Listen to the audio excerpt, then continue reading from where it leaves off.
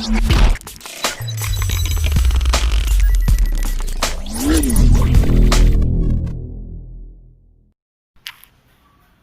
दोस्तों, आज हम फिजिक्स के बारे में पढ़ेंगे और वो शुरू कर रहे हैं क्लास 11 से लेके, और 11th की फिजिक्स पढ़ने के बाद में हम 12th की भी पढ़ेंगे साथ में ही। इसलिए साथ हम पैरेलल चलते रहेंगे 11th और 12th।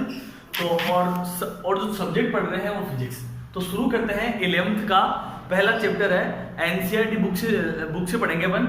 तो देखो, सबसे पहले बात ये कि फिजिक्स पढ़ने से पहले आपको इस शब्द के बारे में पता होना चाहिए। क्या आप इस शब्द के बारे में जानते हैं ये वर्ड आया कहां से है? देखो, ये जो वर्ड है वास्तव में ये एक ग्रीक लैंग्वेज से आया है। ये ग्रीक लैंग्वेज का वर्ड है। और इस वर्ड का जो मतलब होता है, इस वर्ड का मतलब नेचर होता है। इस वर्ड का मतलब क्या होता है? नेचर। ठीक है, नेचर। और नेचर को ही वास्तव में क्या कहते हैं? फिजिक्स कहते हैं। इसका मतलब हम लोग ये कह सकते हैं कि फिजिक्स कहां से आया है? नेचर, या नेचर का मतलब क्या है? फिजिक्स। ठीक है, तो इस चैप्टर के अंदर हम फिजिक्स के बारे में डिस्कस करेंगे। और फिजिक्स के बारे में डिस्कस करने के लिए मैं आपको बता दूं, ये वाला चैप्टर स्पेशली कोई आईआईटी जी और नीट पीएमटी या अदर जो कंपटीशन एग्जाम होती हैं उनके लिए इतना खास इंपॉर्टेंट है नहीं। लेकिन ये वाला चैप्टर ओनली एक फिजिक्स के बारे में इंट्रो देता है, उसका इंट्रोडक्शन देता है। कुछ बच्चों का फिजिक्स में इंटरेस्ट क्रिएट करने के लिए उसको ये वाला चैप्टर रखा गया है। जैसे मान लीजिए एनसीईआरटी के लिए, एनसीईआरटी में तो फिजिक्स के अंदर क्या क्या स्कोप होगा, या फिजिक्स के अंदर हम किस प्रकार से आगे की स्टडी जारी रखेंगे या पढ़ेंगे, क्या फिजिक्स है और फिजिक्स के बारे में क्या क्या हम जानते हैं, वो वाली चीज देखेंगे। तो हेलो दोस्तों, मेरा नाम संजू कुमार और आज हम फिजिक्स के बारे में पढ़ने जा रहे हैं। ठीक है, तो देखो, हमको ये पता है कि ये वाला जो वर्ड है वास्तव में ग्रीक लैंग्वेज का है। और ये जो वर्ड है वो 15 सेंचुरी से लिया गया है। 15 सेंचुरी में एक वर्ड आया और इस वर्ड को इंग्लिश में कहते हैं नेचर। ठीक है, और नेचर ही वास्तव में क्या होती है? फिजिक्स होती है। ठीक है, एक चीज का ये और ध्यान रखना कि 15वीं शताब्दी से पहले फिजिक्स की कोई सेपरेट ब्रांच नहीं हुआ करती थी। फिजिक्स को एक साइंस में ही कंसिडर रखा जाता था, या साइंस ही माना जाता था। लेकिन 15वीं शताब्दी के बाद में ये वाला वर्ड आया और हमने उसको नेचर से लेकर फिजिक्स एक नई सेपरेट ब्रांच बनाई फिजिक्स की। ठीक है, और इस फिजिक्स का जो फादर ऑफ फिजिक्स की अगर बात करें तो फादर ऑफ फिजिक्स अपन जिसको कहेंगे फादर ऑफ फिजिक्स है वो होता है न्यूटन। वो कौन था? न्यूटन।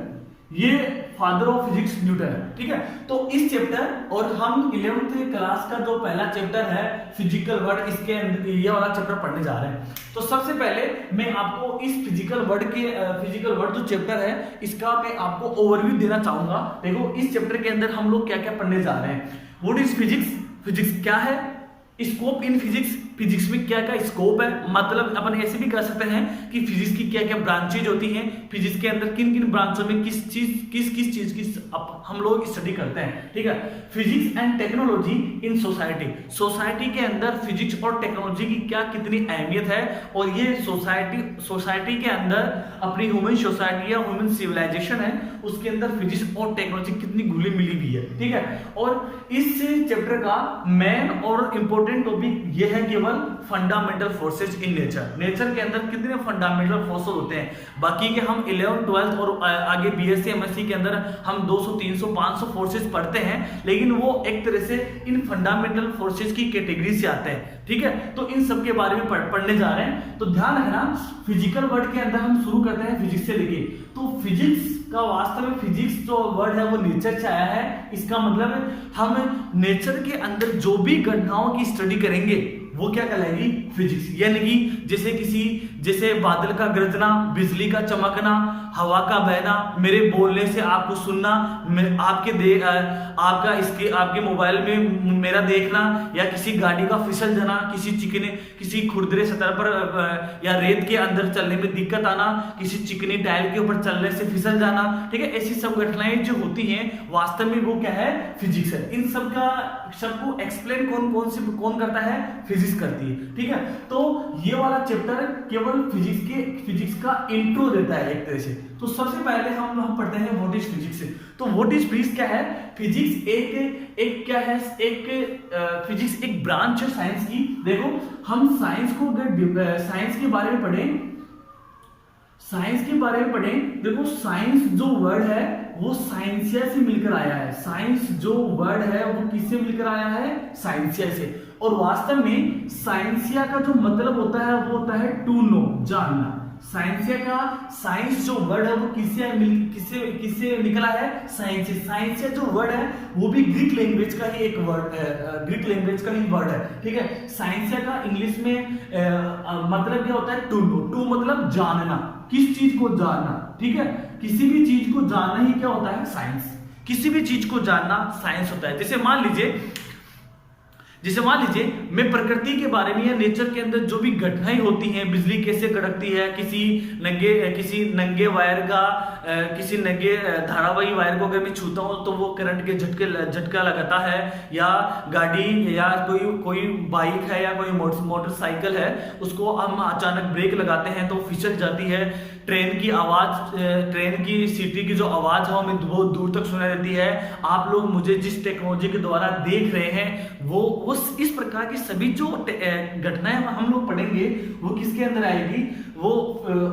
ये इन सब घटनाओं को हम क्या करना चाहते हैं? जानना चाहते हैं। इस जानने को ही क्या कहते हैं? साइंस कहते हैं। ठीक है, या ऐसे कह दूं कि जिस मार्कर का मैं इस्तेमाल कर रहा हूं ये मार्कर किस मटेरियल से बना है। ठीक है, ये भी एक साइंस है, किसी भी चीज को जानना। या मैं ऐसे कह सकता हूं कि अपना जो अर्थ है उसकी अर्थ की जो ज्योग्राफिकल जो कंडीशन है या ज्योग्राफिकल जो इसका डेमोग्राफिक जो बना हुआ है वो किस प्रकार से है, तो वो एक तरह से भूगोल, एक ज्योग्राफी साइंस होगी। ठीक है, तो साइंस के बहुत सारे टाइप्स हैं। अगर हम लोग नेचर के बारे में पढ़ेंगे, देखो अगर हम नेचर के बारे में पढ़ेंगे तो वो फिजिक्स कहलाएगी। फिजिक्स के अंदर हम नेचर के बारे में स्टडी करेंगे। अगर हम केमिकल के बारे में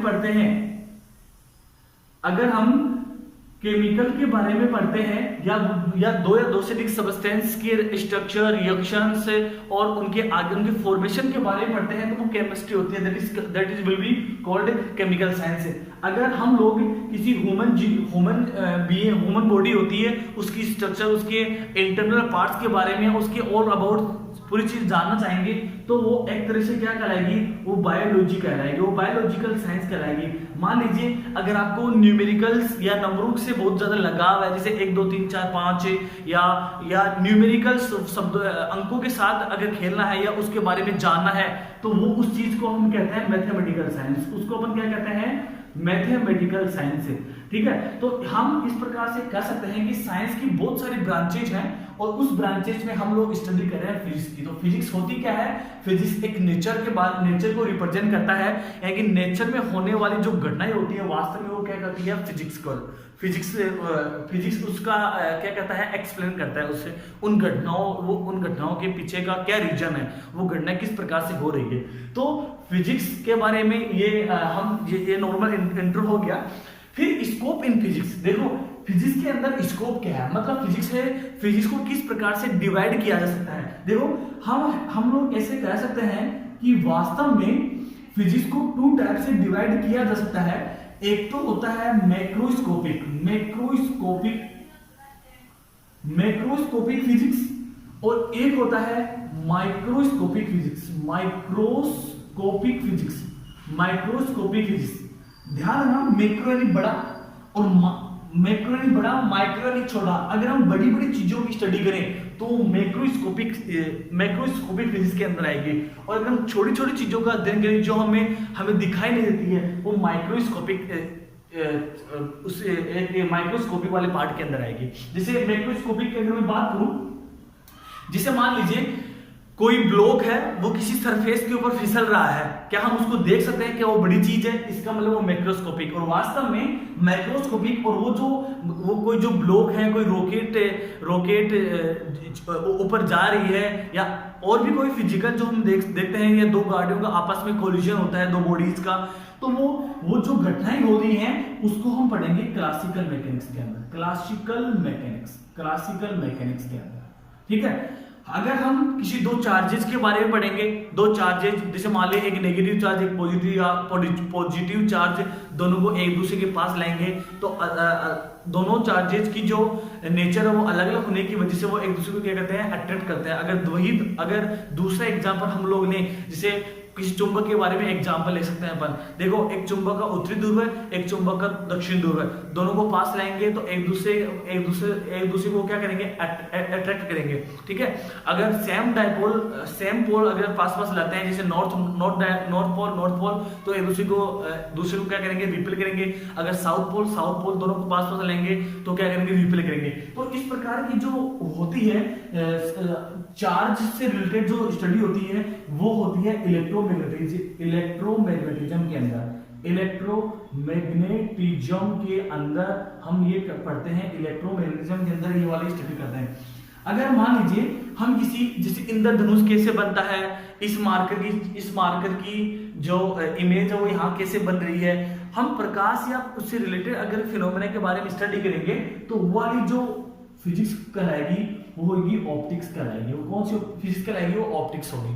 ठीक है, अगर मान लीजिए हम दूसरे अगर एग्जांपल लें, दूसरी फिजिक्स के बारे में पढ़ें, जैसे मान लो कोई रोड है, रोड का एक सिरा गर्म करते हैं तो वो गर्म सिरे से टेम्परेचर का फ्लो होते हुए दूसरा सिरा भी ऑटोमेटिक क्या हो जाता है, गर्म हो जाता है। तो ये टेम्परेचर या हीट के ट्रांसफर की बात करें तो इन सब के बारे में स्टडी करने के लिए हम वो कौन सी फिजिक्स पढ़ेंगे, वो वाली फिजिक्स आ जाएगी थर्मोडायनेमिक्स फिजिक्स कहलाएगी। ऐसे तो ध्यान रखना, इस चीज के अंदर माइक्रोस्कोपी के अंदर ऐसे इस प्रकार की बहुत सी ब्रांचेज हैं इस माइक्रोस्कोपी फिजिक्स की, जो कि माइक्रोस्कोपी फिजिक्स के अंदर हम क्या पढ़ेंगे, ऐसी फिजिक्स पढ़ेंगे जिसको अपन ऐसे इमेजिन करेंगे, केवल उसको देख नहीं सकते। जैसे मान लीजिए हम लोगों को ये पता है कि कोई भी न्यूक्लियस होता है, न्यूक्लियस के अंदर प्रोटॉन और न्यूट्रॉन होते हैं। क्या हम लोगों ने प्रोटॉन न्यूट्रॉन को देखा? नहीं देखा। और हम लोग ये जानते हैं न्यूक्लियस के चारों ओर ऑर्बिट होती है, और ऑर्बिट के अंदर इलेक्ट्रॉन क्या करता है, रिवॉल्व करता रहता है, ऐसे घूमते रहता है उसकी कक्षा के चारों, उसके ऑर्बिट के अंदर। क्या हम लोगों ने इलेक्ट्रॉन को देखा? तो इससे रिलेटेड जो भी फिजिक्स पढ़ेंगे, जिसको हम एक तरह से जनरली देख नहीं सकते, ठीक है, वो वाली कौन सी फिजिक्स होगी, माइक्रोस्कोपिक लेवल पे होगी, वो स्कोप के अंदर पढ़ रहे हैं। इसका फिजिक्स का स्कोप है ये, ठीक है। तो माइक्रोस्कोपी के अंदर हम क्या पढ़ेंगे, हम इसके अंदर पूरी की पूरी मॉडर्न फिजिक्स पढ़ेंगे, जो आज की दुनिया की फिजिक्स है, मॉडर्न फिजिक्स के अंदर हम एटॉमिक फिजिक्स पढ़ेंगे, न्यूक्लियर फिजिक्स पढ़ेंगे, क्वांटम फिजिक्स पढ़ेंगे।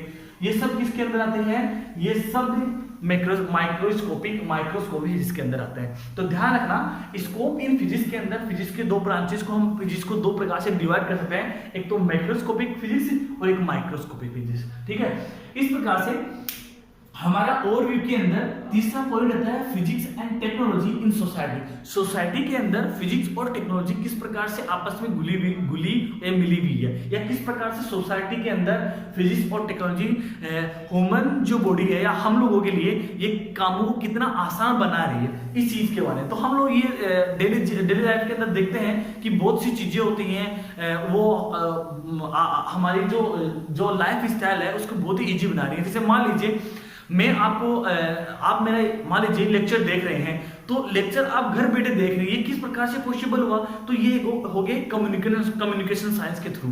तो यानी कि ये हमारी सोसाइटी को जोड़ने का काम कर रही है। देखो, फिजिक्स की वजह से या इसी कम्युनिकेशन की जो टेक्नोलॉजी है उसके पीछे जो साइंस है वो कौन सी है, साइंस फिजिक्स है। इस फिजिक्स की वजह से ही हम और आप एक दूसरे से जुड़े हुए किसी भी मीडियम के द्वारा। जैसे मान लीजिए ये वाला लेक्चर है, तो इस लेक्चर के थ्रू हम लोग जुड़े हुए हैं। लेकिन इस फिजिक्स एंड टेक्नोलॉजी का सोसाइटी के अंदर जैसे ये यूजफुल तो है, साथ में कर्ज भी साबित हो रही है, एक अभिशाप भी साबित हो रही है। जैसे हमने न्यूक्लियर एनर्जी बनाई है। न्यूक्लियर एनर्जी का मतलब न्यूक्लियर एनर्जी का जो यूज होना चाहिए था वो एक प्रकार से अपने पास से इनफाइनाइट एनर्जी के लिए था, वो न्यूक्लियर एनर्जी कि ताकि हम बहुत सारी एनर्जी प्राप्त कर सके उससे। लेकिन बाय द वे किसी कारणवश वैज्ञानिकों ने उस फिजिक्स एंड टेक्नोलॉजी की जो न्यूक्लियर एनर्जी था उसका मिसयूज करके हम लोगों ने क्या बना लिया, न्यूक्लियर बम बना लिया, न्यूक्लियर बॉम्ब बना लिया। अब न्यूक्लियर बॉम्ब बनाने से क्या हो गया, फिजिक्स और टेक्नोलॉजी का सोसाइटी के अंदर एक ये हार्मफुल या एक कर्स भी साबित हो गया। इसलिए फिजिक्स एंड टेक्नोलॉजी का सोसाइटी के अंदर एक अच्छा ही हमें क्या करना है, अच्छा इसको इम्प्लीमेंट करना है कि ताकि सोसाइटी के अंदर सभी जो मानव सभ्यता ह्यूमन सिविलाइजेशन है उसको सभी कामों में इजी हो पाए सभी चीजें। ठीक है, तो फिजिक्स एंड टेक्नोलॉजी के बारे में सोसाइटी पढ़ने के बाद में हम आपको ये बता रहे हैं कि फंडामेंटल फोर्सेज होता क्या है। फंडामेंटल फोर्सेज नेचर के अंदर कितने फंडामेंटल फोर्सेज होते हैं। ठीक है, अब लास्ट वाला टॉपिक इसके अंदर है फंडामेंटल फोर्सेज। फंडामेंटल फोर्सेज इस चैप्टर का मोस्ट इंपोर्टेंट टॉपिक यही है, fundamental forces in nature. Nature के अंदर कितने फंडामेंटल फोर्सेज होते हैं। तो ध्यान रखना दोस्तों, अपना जो नेचर है, प्रकृति है, इस प्रकृति के अंदर हम लोगों के पास में 4 फंडामेंटल फोर्सेज है। मैं अगर बात करूं तो पहला फंडामेंटल फोर्सेज कौन सा है, strong nuclear force. Strong nuclear force. जबकि दूसरा फंडामेंटल फोर्स है अपने पास में, दूसरा फंडामेंटल फोर्स है इलेक्ट्रोमैग्नेटिक फोर्स।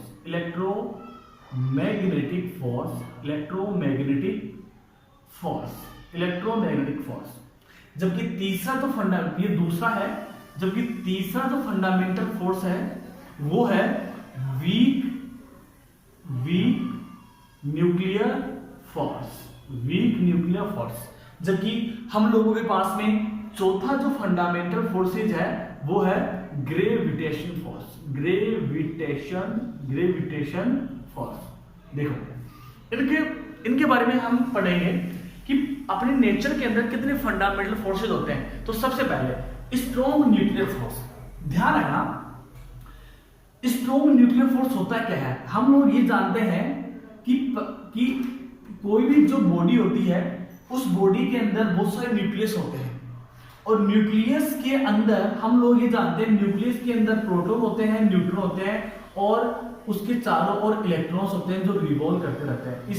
इस न्यूक्लियस की चारों ओर ऑर्बिट होती है, ऑर्बिट के अंदर इलेक्ट्रॉन रिवॉल्व चक्कर लगाते रहते हैं। स्ट्रॉन्ग न्यूक्लियर फोर्स क्या होता है, ये इतना पावरफुल होता है कि हम इस न्यूक्लियस के अंदर जो प्रोटॉन न्यूट्रॉन है ये किस प्रकार से एक दूसरे को बाइंड किए हुए हैं, बंधे हुए हैं, तो इस न्यूक्लियस को तोड़ नहीं सकते हम लोग। ठीक है, तो ये फोर्स इतना पावरफुल है कि ये इसको तोड़ा नहीं जा सकता। ठीक है, लेकिन आजकल ऐसी टेक्नोलॉजी आ गई है कि हम इनके ऊपर बहुत से रेज डाल के इसको तोड़ सकते हैं, लेकिन ये स्ट्रॉन्ग न्यूक्लियर फोर्स बहुत ज्यादा पावरफुल होता है। और ये जो फोर्सेज होता है वो प्रोटॉन न्यूट्रॉन के बीच में अप्लाई होता है। अब आप ऐसे कह सकते हैं कि सर प्रोटॉन के ऊपर पॉजिटिव चार्ज है, प्रोटॉन के ऊपर पॉजिटिव चार्ज, दोनों एक दूसरे को रिपेल करने चाहिए, लेकिन वास्तव में वो एक अलग चार्ज है जब वो कूलाम लॉ है। लेकिन यहाँ पे स्ट्रॉन्ग न्यूक्लियर फोर्स एक अलग न्यूक्लियर फोर्स है जो प्रोटॉन के बीच में भी एक अट्रैक्ट फोर्स करता है। जबकि अगर यहाँ कूलाम लॉ की कूलाम फोर्स की बात करें तो प्रोटॉन के बीच में रिपल्शन फोर्स लगता है, वो एक दूसरे को प्रतिकर्षित करते हैं। जबकि ये स्ट्रॉन्ग न्यूक्लियर फोर्स है, प्रोटॉन को भी ये अट्रैक्ट किया हुआ है, बांधे रखा हुआ है। ठीक है, तो स्ट्रॉन्ग न्यूक्लियर फोर्स जो होता है वो सबसे पावरफुल होता है, ये मोस्ट पावरफुल फोर्स है, most powerful force in nature. ठीक है, इन द नेचर के अंदर सबसे ज्यादा शक्तिशाली फोर्स कौन सा होता है, स्ट्रॉन्ग न्यूक्लियर फोर्स। लेकिन ध्यान रखना, स्ट्रॉन्ग न्यूक्लियर फोर्स कितनी रेंज में लगता है। तो हम लोग ये जानते हैं कि न्यूक्लियस की जो रेंज होती है वो 10 टू द पावर -15 मीटर होती है, यानी कि केवल स्ट्रॉन्ग न्यूक्लियर फोर्स 10 की पावर 10 की पावर माइनस के 15 मीटर के दायरे में ही एक्टिव होती है, इससे ज्यादा दायरे में वो वाला फोर्स काम नहीं करता है। तो स्ट्रॉन्ग न्यूक्लियर फोर्स हो गया। दूसरा फोर्स है इलेक्ट्रोमैग्नेटिक फोर्स। इलेक्ट्रोमैग्नेटिक फोर्स के अंदर जैसे मान लो किसी चुंबक का नॉर्थ पोल और किसी चुंबक का साउथ पोल, अगर दोनों को पास लाएंगे तो एक दूसरे को क्या करेंगे, अट्रैक्ट करेंगे। दूसरा एग्जांपल हम लोग लें तो किसी चुंबक का, किसी मैग्नेट का नॉर्थ पोल और दूसरी चुंबक का नॉर्थ पोल, दोनों को पास लाएंगे तो एक दूसरे को क्या करेंगे, एक दूसरे को ये क्या करेंगे, रिपेल करेंगे, एक दूसरे को क्या करेंगे, रिपेल करेंगे। या दूसरा एग्जांपल हम लोग लें, एक माइनस चार्ज एक नेगेटिव चार्ज लेते हैं, एक पॉजिटिव चार्ज लेते हैं, दोनों एक दूसरे को क्या करेंगे, अट्रैक्ट करेंगे। तो ये वाला इलेक्ट्रोमैग्नेटिक फोर्सेस क्या होता है, ये चार्ज पार्टिकल के बीच में अप्लाई होता है। अगर चार्ज पार्टिकल हैं तो उनके बीच में कौन सा फोर्स लगेगा, चार्ज पार्टिकल हो तो उनके बीच में इलेक्ट्रोमैग्नेटिक फोर्स लगेगा, ठीक है। लेकिन इलेक्ट्रोमैग्नेटिक फोर्स की जो नेचर होता है, ध्यान रखना, इलेक्ट्रोमैग्नेटिक फोर्स का जो नेचर होता है ये अट्रैक्टिव भी होता है, अट्रैक्टिव भी होता है और रिपल्सिव भी होता है, रिपल्सिव भी होता है। ये आकर्षण वाला भी हो सकता है, प्रतिकर्षण वाला भी हो सकता है। जबकि strong nuclear force always attractive होगा, ऑलवेज क्या होगा, ये अट्रैक्टिव के लिए आकर्षित ही करेगा, ये रिपेल नहीं करेगा। तो ठीक है, तो ये इलेक्ट्रोमैग्नेटिक फोर्स कौन सा होता है, जो चार्ज पार्टिकल के बीच में अप्लाई होता है, अट्रैक्टिव और रिपल्सिव होता है। और ये कौन सी इसकी जो रेंज होती है, इसकी रेंज कुछ मीटर तक होती है, मीटर में होती है। यहाँ हम इसको ऐसे कह सकते हैं कि इनफाइनाइट भी हो सकती है, ठीक है, सॉरी मीटर नहीं, इनफाइनाइट होती है इसकी रेंज, ये इनफाइनाइट रेंज तक अप्लाई होता है, ठीक है, ये इनफाइनाइट रेंज तक अप्लाई होता है। और ये दूसरे नंबर का स्ट्रॉन्ग फोर्स है। स्ट्रॉन्ग न्यूक्लियर फोर्स के बाद में, उसके बाद में दूसरे नंबर का जो स्ट्रॉन्ग फोर्स होगा वो इलेक्ट्रोमैग्नेटिक फोर्स होगा। तीसरी की बात करें, वीक न्यूक्लियर फोर्स। देखो वीक न्यूक्लियर फोर्स क्या होता है, वीक न्यूक्लियर फोर्स जब हम लोग किसी न्यूक्लियस के ऊपर अल्फा या बीटा रेज डाल के इस न्यूक्लियस को तोड़ते हैं, अल्फा और बीटा रेज डाल के किसी न्यूक्लियस को तोड़ते हैं, तो इस न्यूक्लियस के अंदर प्रोटॉन, न्यूट्रिनो होते हैं, वो न्यूट्रिनो और एंटी न्यूट्रिनो में डिवाइड हो जाता है। इसके अंदर क्वार्क्स भी होते हैं, क्वार्क्स, ठीक है। तो वीक न्यूक्लियर फोर्स क्या कहते हैं, क्या होता है, जब किसी न्यूक्लियस के ऊपर अल्फा या बीटा रेज का स्कैटरिंग कराएं तो वो न्यूक्लियस टूट जाता है, वो एक्सक्लूड हो जाता है। उसके बाद भी क्या होता है, जो न्यूक्लियस बनता है उसके बीच में जो न्यूट्रिनो होते हैं, उन न्यूट्रिनो के बीच में जो फोर्स अप्लाई होता है वो वीक न्यूक्लियर फोर्स होता है, ठीक है। ये भी ऑलवेज अट्रैक्टिव नेचर का होता है, ये भी ऑलवेज किस नेचर का होता है, अट्रैक्टिव नेचर का होता है। इसकी रेंज होती है, इसकी रेंज भी 10 टू द पावर 15 मीटर के दायरे में होती है, ठीक है। स्ट्रॉन्ग न्यूक्लियर फोर्स की भी रेंज 10 की घात माइनस के 15 मीटर, वीक न्यूक्लियर फोर्स की भी रेंज 10 की घात माइनस के 15 मीटर, जो कि इलेक्ट्रोमैग्नेटिक फोर्स की रेंज कितनी होती है, इनफाइनाइट। इस प्रकार से ग्रेविटेशनल फोर्स के बारे में सब लोग जानते हैं, जैसे अपन 9th क्लास में पढ़ते हैं और छोटा बच्चे भी जानता है इसके बारे में। अगर किसी भी ऑब्जेक्ट या बॉडी को हम छोड़ देते हैं तो वो ऑलवेज फॉल करती है। फॉल का मतलब वो पृथ्वी की ओर आकर्षित होती रहती है। क्यों? क्योंकि वो पृथ्वी के अंदर एक ऐसा गुण है जिसको हम ग्रेविटी कहते हैं। वो प्रत्येक द्रव्यमान मास वाली बॉडी को, प्रत्येक चाहे उसका मास कितना भी हो, ठीक है, मास प्रत्येक बॉडी को वो क्या करती है, अपनी ओर अट्रैक्ट करती है। और उस अट्रैक्ट कर रही है, इसका मतलब उस बॉडी के ऊपर कौन सा फोर्स लग रहा है, ग्रेविटेशन फोर्स लग रहा है, ठीक है। यानी कि दो बॉडी है, जैसे मान लो एक M1 है, दूसरी बॉडी कौन सी है, M2 है। दोनों बॉडीज के ऊपर जो फोर्स लगेगा वो ग्रेविटेशनल फोर्स लगेगा। लेकिन इस चीज का ये ध्यान रखना होगा, ग्रेविटेशनल फोर्स केवल उन्हीं बॉडी के ऊपर अप्लाई होगा जिनका कुछ ना कुछ मास होता हो। जिनका कोई मास नहीं होता है वो ऑब्जेक्ट नहीं होती है और उनके ऊपर कोई ग्रेविटेशन फोर्स लगता भी नहीं है, ठीक है। तो जिनका द्रव्यमान होता है, जिनका मास होता है, उनके बीच में कौन सा फोर्स होता है, ग्रेविटेशन फोर्स लगता है, ठीक है। इसको अपन न्यूटन की ग्रेविटेशन लॉ के अंदर पढ़ेंगे, इसके बारे में डिस्कस हुआ हम आगे चैप्टर आएगा अपना एक सेपरेट तरह से ग्रेविटेशन वाला। इस चीज में ध्यान ये और देना है कि इस ग्रेविटेशन फोर्स की जो नेचर, इस ग्रेविटेशन फोर्स का जो नेचर होता है वो भी अट्रैक्टिव होता है। मतलब केवल ये वाला जो फोर्स है वो केवल आकर्षण प्रकृति का होता है, वो केवल चीजों को मिलाता है, आकर्षित करता है चीजों को, ठीक है। इसकी जो रेंज होती है, मतलब कितने कहां तक ये अप्लाई होता है, तो इसकी रेंज भी इनफाइनाइट होती है, अनंत काम रहता है। जैसे अपने अब यहाँ अर्थ से लेके सन या मून तक भी अर्थ और मून, इनकी ग्रेविटी अब एक दूसरे बॉडी के ऊपर अप्लाई हो रही है, तो इसकी रेंज कितनी होती है, इनफाइनाइट होती है। तो ध्यान रखना, हमारे नेचर के अंदर 4 फंडामेंटल फोर्सेज होते हैं और इस चैप्टर का सबसे इंपॉर्टेंट पार्ट यही है, ठीक है। बाय द वे, किसी IIT PMT या अदर कंपटीशन एग्जाम के अंदर ये वाला चैप्टर इतना इंपॉर्टेंस रखता नहीं है, लेकिन गलती से भी बाय चांस कोई क्वेश्चन आ जाए तो इन्हीं चार फोर्सेस के बीच फोर्सेस के से रिलेटेड आएगा, ठीक है। ध्यान ये रखना होगा कि नेचर के अंदर 4 फोर्सेज है, strong nuclear force, electromagnetic force, weak nuclear force और ग्रेविटेशन फोर्स, ठीक है। ध्यान में सबसे पावरफुल, अगर स्ट्रॉन्ग न्यूक्लियर फोर्स की अगर कैपेसिटी को एक कंपेयर करें, यानी कि अगर ये 1 गुना है किसी चीज से, तो इलेक्ट्रोमैग्नेटिक फोर्स इस स्ट्रॉन्ग न्यूक्लियर फोर्स से 10⁻⁻2 कम होगा, यानी कि इस स्ट्रॉन्ग न्यूक्लियर फोर्स का 1/100 हिस्सा होता है, ठीक है। 1/100 हिस्सा इलेक्ट्रोमैग्नेटिक फोर्स होता है, जबकि वीक न्यूक्लियर फोर्स होता है 10⁻⁻12। ये स्ट्रॉन्ग न्यूक्लियर फोर्स का 12 टाइम्स 0 इतना गुना कम होता है स्ट्रॉन्ग न्यूक्लियर फोर्स से वीक न्यूक्लियर फोर्स।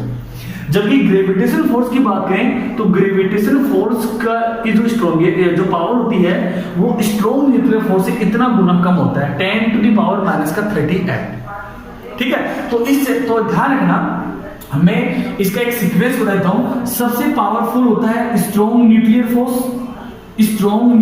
फोर्स, उसके बाद में होता है इलेक्ट्रोमैग्नेटिक फोर्स, उसके बाद में होता है वीक न्यूक्लियर फोर्स और उसके बाद में सबसे वीकेस्ट होता है ग्रेविटेशनल फोर्स। इस सीक्वेंस को याद रखना कि यही चीज इंपॉर्टेंट है इस चैप्टर के अंदर, कि सबसे पावरफुल स्ट्रॉन्ग न्यूक्लियर फोर्स, फिर इलेक्ट्रोमैग्नेटिक, फिर वीक न्यूक्लियर फोर्स और ग्रेविटेशन फोर्स, ठीक है। ये सबसे ग्रेविटेशन फोर्स होता है वो नेचर के अंदर सबसे स्ट्रॉन्गेस्ट होता है, छोटे से पार्टिकल के बीच में भी हल्का सा ग्रेविटेशन फोर्स लगता है, ठीक है। तो ये हमारा जो 11th क्लास का जो पहला चैप्टर था फिजिकल वर्ल्ड, वो हमने इस प्रकार से ओवरव्यू के अकॉर्डिंग हमने अच्छी तरह से डिस्कस कर लिया है। अगर आपको इससे रिलेटेड कोई क्यूरी हो या कोई प्रॉब्लम हो तो आप कमेंट बॉक्स में वो क्वेश्चन पूछ सकते हैं, और इसके बाद में हम अगला जो भी रिलेटेड कोई 11th का या 12th का जो भी चैप्टर लेके आएंगे तब तक का इंतजार करना। और अगर वीडियो अच्छा लगे